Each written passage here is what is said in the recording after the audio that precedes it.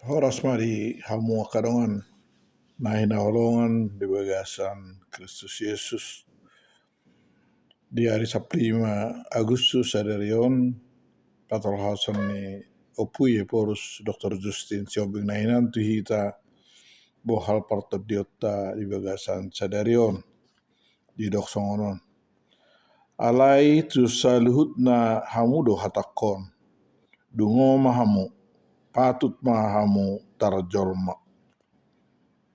Tersurat doa di Markus 10 ayat 27 dohot sada Korintus 10 ayat 24. Unang parroha haru soharu hita, soharu modom, soharu dungo.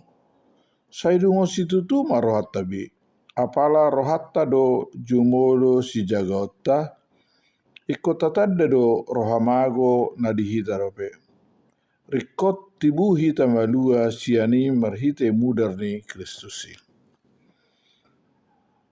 Jod pero tiki pangujunan nang tu hala Kristen na burju. Ribahini ikut dungodo ibana jala martangyang asa debata mangaramoti ibana. Lan hala Kristen na mangulahi tarpodum rohana dung malua ibana manang badawu tu bagasar pangujunan. Doho tu sabil ni sibolis. Naso sinura-sura ni rohana na julu. Martangyang mahita. Kali Tuhan Yesus saya ramoti mahami asa unang tung songoni hami. Amen.